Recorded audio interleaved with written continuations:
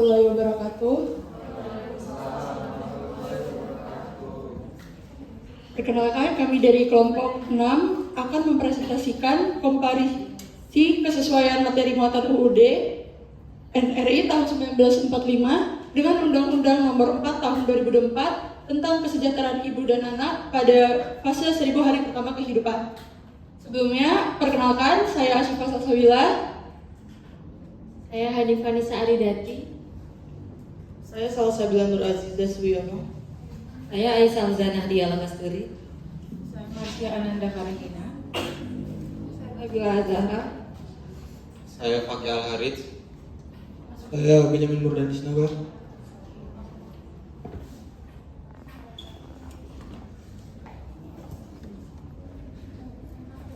Pendahuluan, Undang-Undang Dasar 1945 merupakan landasan hukum tertinggi di Indonesia yang mengatur seluruh aspek kehidupan bernegara. Semua peraturan perundang-undangan di bawahnya harus sesuai dan tidak bertentangan dengan UUD 1945. Dengan ini, kita akan membahas hubungan antara UUD 1945 dengan peraturan di bawahnya, serta kesesuaian UUD Nomor 4 Tahun 2024 tentang kesejahteraan ibu dan anak dengan UUD 1945. Sampaikan melalui Stephen Boudesreh atau yang biasa kita sebut dengan hierarki norma hukum. Teori ini itu dikembangkan oleh seorang ahli hukum yaitu Hans Kelsen. Dalam teori ini dia menyebutkan bahwa norma hukum itu berlapis-lapis dan bersusun-susun membentuk suatu tatanan atau susunan. Sehingga standar yang lebih tinggi, yang paling tinggi itu menjadi dasar untuk peraturan perundang-undangan di bawahnya. Hubungan UUD 1945 dengan peraturan di bawahnya dapat dilihat sebelah kanan bahwa Undang-Undang Dasar 1945 itu berada di posisi paling tinggi dalam susunan norma hukum di Indonesia. Dan hubungan ini bersifat saling mendasari, di mana peraturan yang paling tinggi yaitu UUD 1945 itu menjadi pedoman bagi pembuatan peraturan perundang-undangan di bawahnya. Dan bisa next.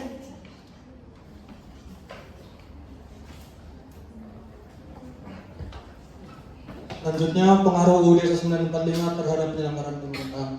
Di sini kita bisa lihat UUD 1945 itu memberikan kerangka dasar dalam mengatur sistem pemerintahan di Indonesia. Ini mencakup pembagian kekuasaan, sistem pemerintahan presidensial, dan desentralisasi. UUD 1945 menegaskan bahwa presiden memegang kekuasaan eksekutif, namun tetap diimbangi oleh lembaga legislatif dan yudikatif sebagai bentuk check and balance. Di bawah kita bisa lihat contoh-contohnya. Pembagian kekuasaan itu dibagi menjadi 3, yaitu eksekutif, legislatif, dan yudikatif. Sistem presidensial itu dibagi dengan presiden sebagai kepala negara dan kepala pemerintahan, dan desentralisasi sebagai otonomi daerah untuk urusan pemerintahan. Desentralisasi dan otonomi daerah. UUD 1945 juga memberikan dasar hukum bagi pelaksanaan otonomi daerah, yakni dalam pasal 18 UUD 1945 memungkinkan pemerintah daerah untuk memiliki kewenangan lebih besar dalam pembuatan kebijakan lokal. Tujuannya adalah untuk mendekatkan pelayanan publik kepada masyarakat, mempercepat pembangunan daerah, dan meningkatkan partisipasi masyarakat dalam pemerintahan. Di bawah bisa kita lihat contoh-contohnya, yaitu kewenangan daerah itu dapat membuat pembuatan kebijakan lokal sesuai kebutuhan. Contohnya itu peraturan desa. Kemudian pelayanan publik, yakni dengan manfaat akan lebih dekat dengan masyarakat. Selanjutnya, pembangunan daerah juga akan lebih cepat dengan pembangunan di tingkat lokal, dan pada manfaat yang terakhir yaitu partisipasi masyarakat akan lebih besar terhadap pemerintah.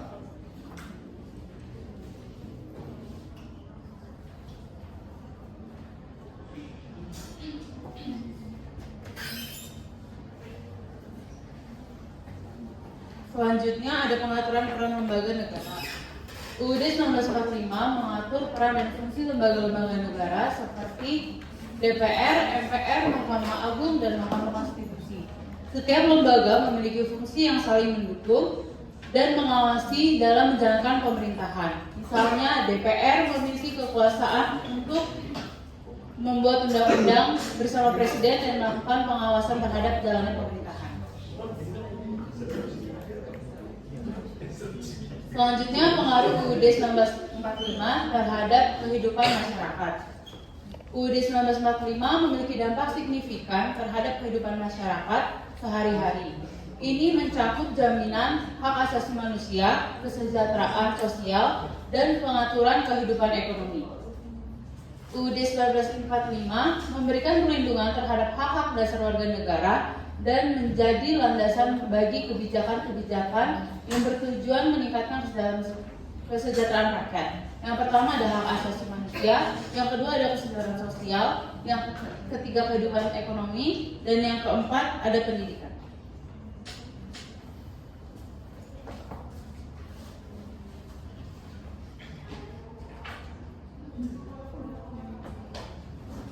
Selanjutnya adalah jaminan hak asasi manusia. Undang-Undang 1945 khususnya dalam pasal 28A hingga 28J memberikan perlindungan yang jelas terhadap hak-hak asasi manusia. Ini mencakup hak untuk hidup, hak untuk kesehatan, hak atas pendidikan, dan hak untuk mendapatkan perlakuan yang sama di hadapan hukum. Dengan adanya jaminan konstitusional ini, masyarakat memiliki perlindungan hukum terhadap hak-hak dasar mereka.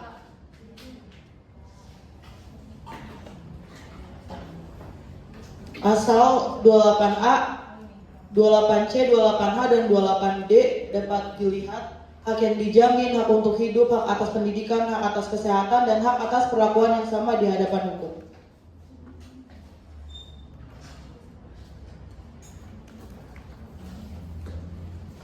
Yang selanjutnya ada kesejahteraan sosial dalam Undang-Undang Dasar 1945. Dalam pasal 34 Undang-Undang 1945 menegaskan tanggung jawab negara dalam mewujudkan kesejahteraan sosial. Negara berkewajiban untuk mengurus fakir miskin dan anak-anak terlantar. Hal ini diwujudkan dalam berbagai program kesejahteraan sosial, seperti jaminan sosial, subsidi pendidikan, dan program kesehatan. Dengan adanya tanggung jawab negara ini, masyarakat memiliki akses yang lebih baik terhadap pelayanan publik. Nah, layanan kesehatan ini seperti akses ke fasilitas kesehatan yang terjangkau, pendidikan itu seperti subsidi pendidikan untuk meningkatkan akses, kemudian jaminan sosial itu perlindungan bagi kelompok yang rentan, kemudian pengaturan kehidupan ekonomi. Dalam pasal 33 Undang-Undang 1945 mengatur dasar-dasar perekonomian negara. Pasal ini menegaskan bahwa perekonomian disusun sebagai usaha bersama berdasarkan asas kekeluargaan. Sumber daya alam yang penting bagi negara dikuasai oleh negara dan digunakan sebesar-besarnya untuk kemakmuran rakyat. Ini berarti negara memiliki tanggung jawab untuk memastikan distribusi sumber daya alam secara adil. Nah, ada asas kekeluargaan seperti perekonomian sebagai usaha bersama, penguasaan negara atas sumber daya alam penting, dan kemakmuran rakyat sebagai tujuan utama pengelolaan ekonomi.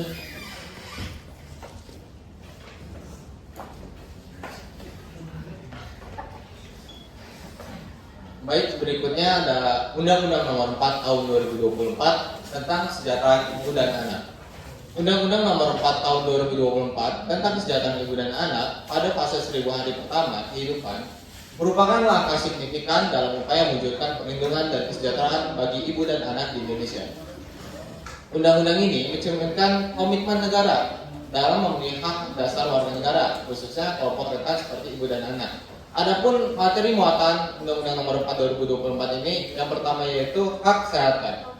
Hak kesehatan, undang-undang ini menekankan pentingnya hak setiap ibu dan anak untuk mendapatkan akses terhadap pelayanan kesehatan yang berkualitas selama fase 1000 hari pertama kehidupan yang dimulai dari kehamilan hingga anak berusia 2 tahun. Berikutnya program intervensi gizi. Terdapat penekanan pada program-program gizi yang bertujuan untuk meningkatkan status gizi ibu hamil dan anak, termasuk pemberian makanan tambahan dan edukasi tentang pola makan yang sehat. Berikutnya perlindungan sosial. Perlindungan sosial terhadap ketentuan mengenai perlindungan sosial bagi ibu dan anak, termasuk dukungan dari pemerintah untuk memastikan mereka mendapatkan pemenuhan hak-hak dasar. Berikutnya edukasi. Undang-undang ini juga mencakup upaya pendidikan dan penyuluhan untuk meningkatkan kesadaran masyarakat tentang pentingnya kesehatan ibu dan anak. Berikutnya kesesuaian Undang-Undang Nomor 4 Tahun 2024 dengan Undang-Undang 1945. Undang-Undang Nomor 4 Tahun 2024 sejalan dengan prinsip-prinsip dasar yang tergandung dalam Undang-Undang 1945. Undang-undang ini merefleksikan semangat konstitusi dalam memberikan perhatian khusus pada kelompok rentan, yaitu ibu dan anak. Kesesuaian ini terlihat dalam aspek perlindungan hak asasi manusia, perwujudan kesejahteraan sosial, dan peran aktif negara melindungi warganya.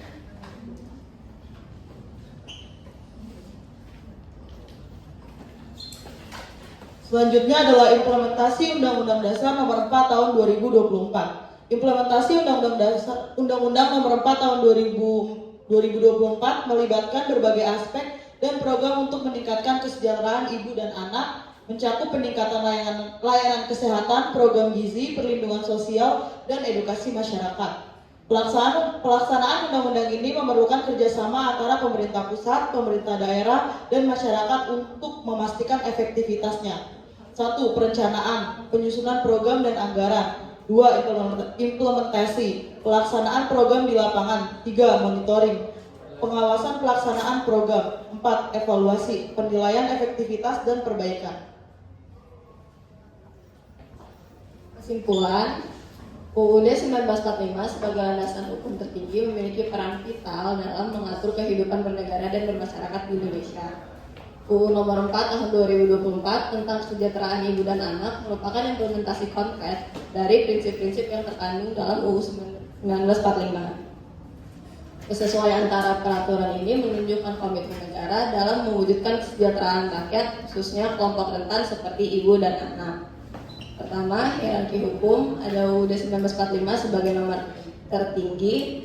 Kedua, perlindungan HAM, yaitu jaminan hak-hak dasar warga negara. Ketiga, kesejahteraan sosial, tanggung jawab negara dalam menyejahterakan rakyat. 4. Implementasi konkret ada pada UU Nomor 4 Tahun 2024 tentang sebagai wujud nyata prinsip konstitusi.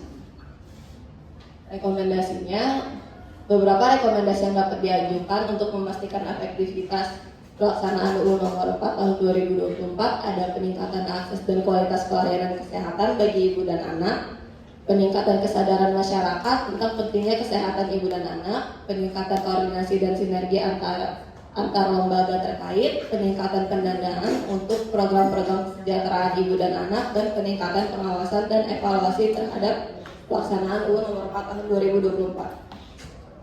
Terima kasih. Ada pertanyaan?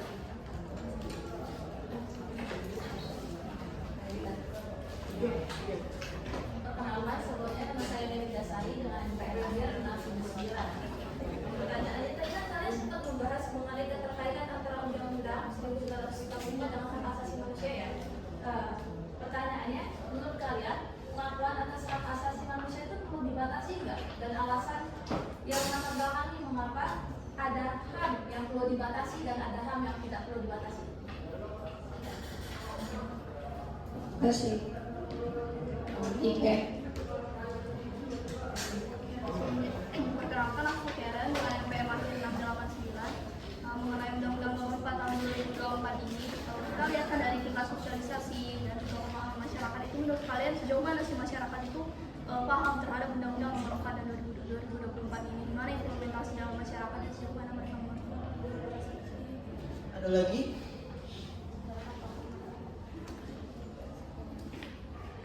Baik, terima kasih atas pertanyaannya. Kami akan diskusikan terlebih dahulu.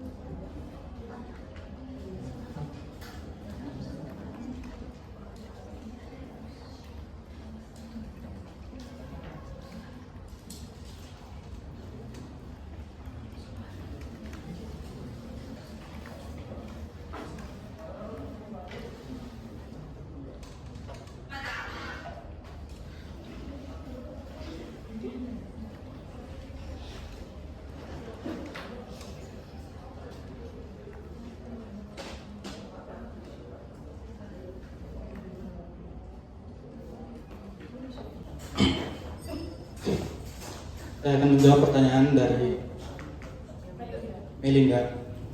Mengapa ada hak yang harus dibatasi dan HAM yang tidak dibatasi? Hal ini sudah diketahui secara internasional dalam International Convention on Civil and Political Rights. Ada beberapa HAM yang harus dibatasi dan tidak dibatasi. Contohnya itu hak dalam kebebasan berbicara, hak dalam bepergian, hak dalam berprivasi. Di Indonesia sendiri, hak dalam kebebasan berbicara itu ada nyatanya, tapi kita harus dapat mempertanggungjawabkan omongan kita, hak kita dalam berekspresi, dan juga mengapa ada HAM yang harus dibatasi dan HAM yang tidak harus dibatasi. Itu memang diperlukan karena dalam beberapa kondisi, seperti contohnya dalam hak dalam kebebasan berbicara itu, jika kita tidak dapat mempertanggungjawabkannya, itu akan dapat menyebarkan fitnah, hoax, dan lain-lain. Juga dalam hak untuk bepergian, dalam beberapa kondisi seperti pada saat pandemi COVID-19, kita dilarang untuk bepergian secara sembarangan agar tidak menyebar virus COVID. Oke, terima kasih. Apakah cukup menjawab? Oke. Selanjutnya saya akan menjawab pertanyaan dari Karen. Sejauh mana masyarakat paham akan implementasi undang-undang yang kami bawakan? Sebenarnya untuk secara rinci pasti masyarakat tuh nggak paham ya kayak tentang undang-undang gitu. Mungkin kalau misalnya ada yang sosialisasikan mungkin paham, tapi kan dengan adanya posyandu atau setiap ibu kan pasti punya dokter anaknya masing-masing, pasti mereka akan mengedukasi bahwa ASI itu penting, terus MPASI yang sehat itu bagaimana, kayak gimana supaya tidak stunting, atau kayak misalnya ngajarin anak untuk ngomong gitu. Om jawab. Terima kasih. Baik, karena dirasa sudah cukup.